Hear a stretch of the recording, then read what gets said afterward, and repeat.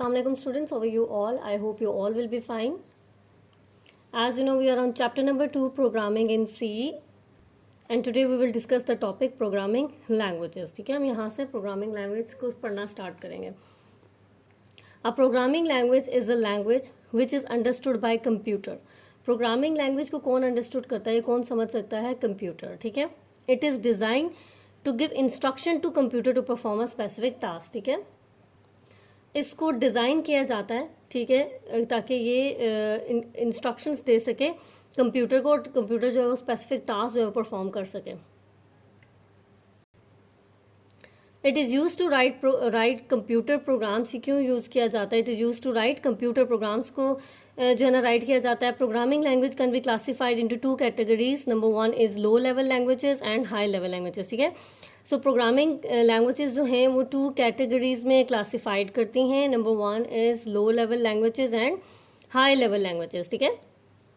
लो level languages को first discuss करते हैं हम. लो level languages is a machine oriented language. Machine oriented language वो लैंग्वेजेस होती है जो कंप्यूटर जो है वो उसको डायरेक्टली समझ सके. ठीक है, उसको ट्रांसलेट ना करना पड़े. To understand low level language, detail knowledge of internal working of computer is required. अगर आपको लो लेवल लैंग्वेज समझनी है तो आपने क्या करना है कि आपको पता होना चाहिए कि वर्किंग, इंटरनल वर्किंग क्या है किसकी? कंप्यूटर की. कैसे लो लेवल लैंग्वेजेस जो हैं वो कंप्यूटर पे काम करते हैं, क्योंकि कंप्यूटर जो है ना वो डायरेक्टली लो लेवल लैंग्वेजेस को ही समझता है. ठीक है. Low level languages include machine language, assembly language. ठीक है. जो प्रोग्रामिंग लैंग्वेज है वो फर्दर क्लासिफाइड हुई होती है 2 कैटेगरीज में, लो लेवल लैंग्वेज में और हाई लेवल लैंग्वेजेस में. ठीक है. फिर लो लेवल लैंग्वेजेस जो हैं वो फर्दर क्लासिफाइड हुई होती है. Number 1 is machine language and number 2 will be assembly language. Machine language discuss करते हैं. मशीन लैंग्वेज में बस कौन सी लैंग्वेज है? लो लेवल लैंग्वेज है. प्रोग्रामिंग लैंग्वेज कौन? मशीन लैंग्वेज जो है वो प्रोग्रामिंग लैंग्वेज है. That is directly understood by computer. Hardware is known as machine language. ठीक है, जिसको कंप्यूटर का हार्डवेयर डायरेक्टली अंडरस्टूड करता है. मतलब उसको कंपाइलर या इंटरप्रेटर की जरूरत नहीं होती कि वो उसको पहले ट्रांसलेट करेगा फिर उस कंप्यूटर को समझ आएगी. नहीं. Machine language associated with architecture of computer. ठीक है, ये जैसे जो कंप्यूटर का आर्किटेक्चर होता है उसी से ये एसोसिएट करती है. Therefore programs written in machine language of one computer will not work on another because of design differences. ठीक है. इस वजह से जो मशीन लैंग्वेज में हम प्रोग्राम्स लिखते हैं ना वो किसी और कंप्यूटर में नहीं चल सकते. हम ये कह सकते हैं कि अगर हम कोई प्रोग्राम विंडो पीसी के लिए लिख रहे हैं तो वो मैक पे काम नहीं करेगा. क्यों? क्योंकि उनका जो हार्डवेयर आर्किटेक्चर है वो क्या है? डिफरेंट है. नेक्स्ट है it consist of zeros and ones. इसे किस पे कंसिस्ट करती है? जीरोज एंड 1 पे. ठीक है, मतलब 1 0 0 इस तरह.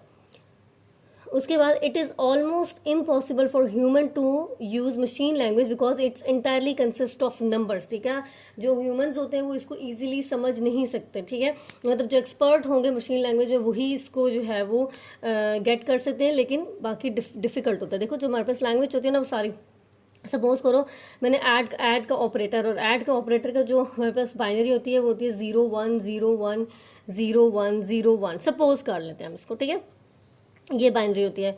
अब ये जो नॉर्मल ह्यूमंस हैं या जो ह्यूमन है जिसको मशीन लैंग्वेज में ग्रिप नहीं है उसको तो समझ नहीं आएगी ना ये जीरोज एंड 1 किस चीज़ को रिप्रेजेंट कर रहे हैं. ठीक है, तो बड़ा डिफिकल्ट होता है मशीन लैंग्वेज को अंडरस्टैंड करना. It is almost impossible for human to use machine language because it is entirely consist of numbers. Therefore, typically no program is done in machine language.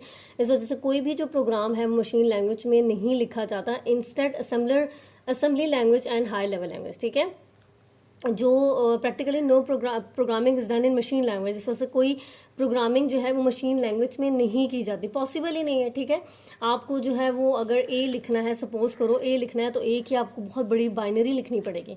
ठीक है, तो अगर उसमें से एक भी 0 या एक भी 1 जो है मिसप्लेस हो गया या एक भी 0 जो है वो गलत लिख लिया हमने तो फिर हमारे डिफिकल्ट हो जाएगा. प्रोग्राम हम नहीं जो है ना उसको गेट ही नहीं कर सकेंगे कि क्या लिख रहे हैं. Instead entirely assembly language and high level language को आप यूज़ करते हुए कोई भी प्रोग्रामिंग या कोई भी आप जो है ना वो प्रोग्राम लिख सकते हैं, कंप्यूटर प्रोग्राम. ठीक है. नेक्स्ट है assembly language. Assembly language again हमारे पास लो लेवल लैंग्वेज है. Assembly language consist of symbolic codes और एब्रीविएशन नॉन एज निमोनिक्स, ठीक है। अच्छा ये क्या होता है हम देख लेते हैं। It was develop to make computer programming easier than machine language. The abbreviation use in assembly language make it easy to learn and write program compare to machine language, ठीक है। अब program written in assembly language must be converted into the machine language before it is executed by computer. A program known as assembler is used to translate assembly languages into machine languages, ठीक है। इसको पढ़ लेते हैं।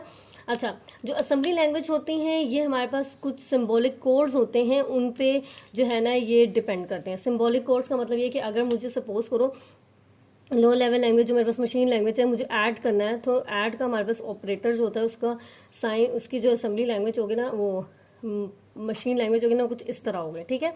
लेकिन ये तो अब डिफिकल्ट है ना। लेकिन अगर मैं सिंपल एक सिंबल्स यूज़ कर लूँ, ठीक है, सिंबॉलिक कोड यूज़ करूँ ऐड, तो ये जो ऐड है ना ये मेरे पास असेंबली लैंग्वेज में आएगा। अब मेरे लिए ऐड को समझना या लिखना ईजी होगा एज कंपेयर टू दिस, ठीक है।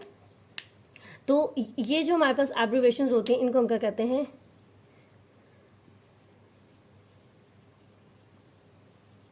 निमोनिक्स, ठीक है। अब देखें कंप्यूटर को जो लैंग्वेज समझ आती है ना वो मशीन लैंग्वेज समझ आती है, ठीक है। अगर मैं कोई भी काम करती हूँ असेंबली लैंग्वेज में, मैंने कोई भी चीज़ लिखी असेंबली लैंग्वेज में, ठीक है, तो कंप्यूटर को तो ये नहीं पता ना, कंप्यूटर को तो ये पता है, ठीक है, ये समझ आती है। मैं क्या करूँगी या कंप्यूटर क्या करेगा, उस असेंबली लैंग्वेज को कन्वर्ट करने के लिए हम क्या यूज़ करते हैं, असेंबलर, ठीक है। ये असेंबलर इस ऐड को कन्वर्ट कर देगा किसमें, मशीन लैंग्वेज में, किसमें, मशीन लैंग्वेज में, ठीक है। और मशीन लैंग्वेज हमारे पास कौन सी होगी, ये वाली बाइनरीज में।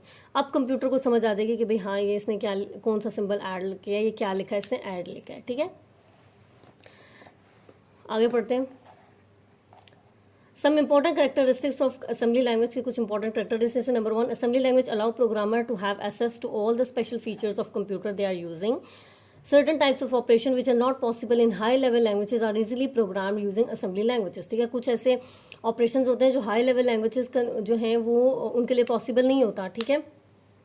तो हम उनको किस में उन ऑपरेशंस को किसके अंदर अप्लाई करते हैं या किसके थ्रू हम उन ऑपरेशंस को परफॉर्म करते हैं, बाय यूजिंग असेंबली लैंग्वेज, ठीक है। कुछ भी हमें लिखना हो, Generally, a program written in assembly language will require less storage and less running time than one prepared in a high level languages. अगर आप high level languages for example Python ले लेते हैं, C Sharp, Pascal, कुछ भी आप या Java ले लेते हैं, उनको अपने प्रोग्राम को या उनको रन करने के लिए या प्रोग्राम को लिखने के लिए उनको ज़्यादा मेमोरी की ज़रूरत होती है। बट असेंबली लैंग्वेज में अगर कोई प्रोग्राम लिखा जाता है तो वो लेस स्टोरेज उसको उसकी डिमांड होती है उसकी, और वो जो है ना उसका रनिंग टाइम भी लेस होता है, ठीक है। Assembly language are still the best choice in some applications, but their use is gradually declined, ठीक है। कुछ applications में हम assembly language को use कर सकते हैं, लेकिन obviously day by day अब हमारे पास high level languages आ रही हैं, ठीक है, न्यू language आ रही है, तो जो है ना assembly language का जो है use वो कम हो रहा है, ठीक है। So I hope आपको ये topic समझ आ गया होगा। Thank you so much.